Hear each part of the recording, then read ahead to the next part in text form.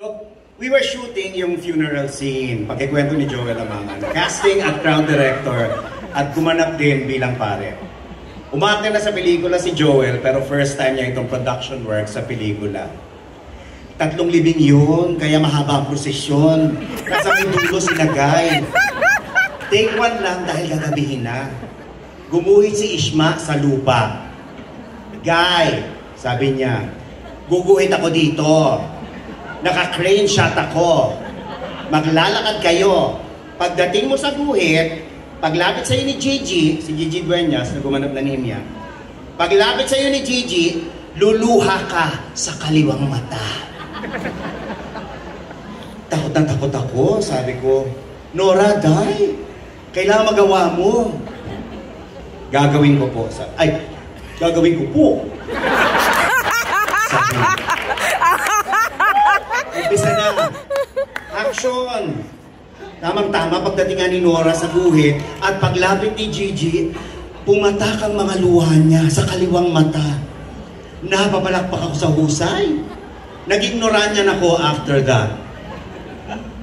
Nung umpisa, hindi kilala ni Ishma si Joel. Akala niya ako si Soxy Topacio. Hindi ako si Soxy. Bakit ikaw? Si Soxy ang kailangan ko. Sabi ko, kaya ko rin po. Kaya pinagbuti ko. Si Ishma ang nagturo sa akin how to crowd direct. At kung paano maging magaling sa pagkakas. Pag kailangan ng mga extra, kumukuha ko sa iba't ibang barangay. I need 50 sick people. Sasabihin ni Ishma. I want to see the sickness. Sasabihin pa niya, I have to see the disease. Hindi pwede may hika lang. O sakit sa puso. Kailangan nakikita malaki yung ilong. O may cerebral palsy. Isa-isa pinahilera ko yung mga may sakit sa harap ni Ishma. O ito, sabi niya, pwede. O ito, disapprove. Hiyang-hiya ako. Sorry, iho ha. Sabi ko sa isang may sakit, hika lang kasi ang sakit mo. One time, nagpahanap si Ishma ng batang maraming galis sa mukha. Para ito dun sa eksenang karga-karga ng pulubing si Aling Pising, ang isang bata habang sumisigaw siyang, Elsa, pagalingin mo ang anak ko. Ayaw ni Ishma na prosthetic lang. Gusto niya laging totoo. Nakahanap kami sa napakalayong barangay. O ayan, Ishma, sabi ko, may langib-langib pa yung ulo. Nung panoorin ko naman later sa rushes, full shot pala. Hindi naman nakita. Mamsi, sabi ko kay Ishma, ba't mo pinakita ang sugat? It's not necessary. Sagot ni Ishma. Kailangan alam mo kung anong necessary at kung anong hindi. Doon sa eksenang sumisilip sa labas ng kabaret si Chayong at inihintay yung paglabas ni Pilo, dinemonstrate niya kay Laura Centeno bilang si Chayong ang dapat gawin. O ganito, o ganito, sabi ni Ishma. Ginaya naman ni Laura. Huwag mo akong gayahin. Una ni Ishma kay Laura, bakla ako, no? Less is more. Lagi rin bilin ni Ishma sa lahat, sa cameraman, sa mga artista, sa production design, and give your best. This project is above all of us. This is people's money. Wow! Mamaya na yung side comment. Panoorin nyo lang sa Sunday.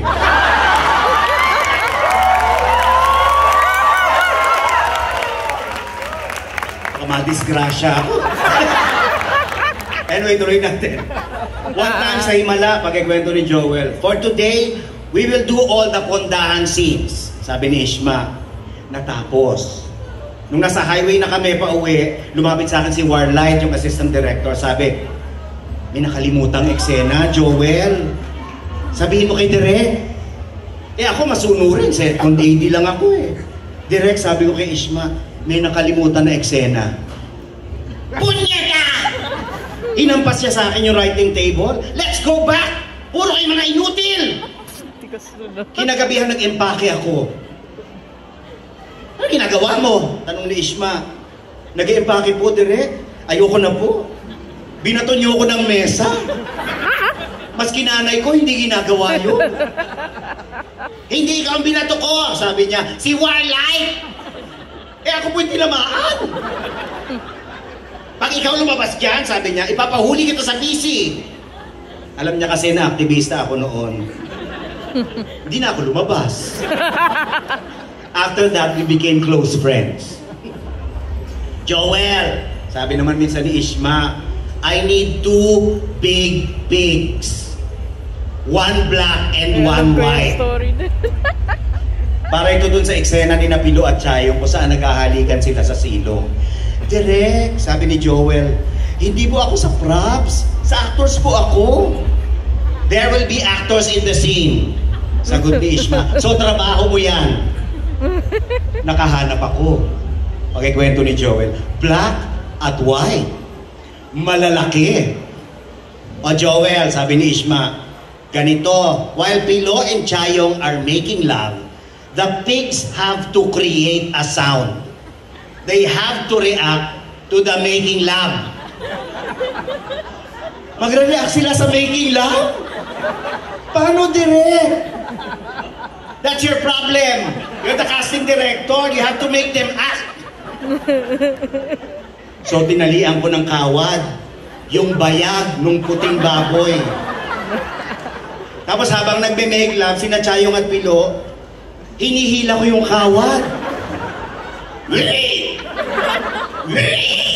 Sabi ng puting baboy. My God, Joel! Sabi ni Ishma. But yung puting baboy lang. The other pig should react too. Direk walang bayag yung itim na baboy. Babae! Maski na! So, tinalihan ko yung paa ng itim na baboy. Eh, umaangat lang yung paa pag hinihila. Di naman nagre-react yung putang na babaeng baboy. Kaya ang ginawa ko, sinundot-sundot ko na lang ng matulis na patpat na hindi nakikita sa camera. Lee! Lee! Sabi ng babaeng baboy. Maraming salamat po.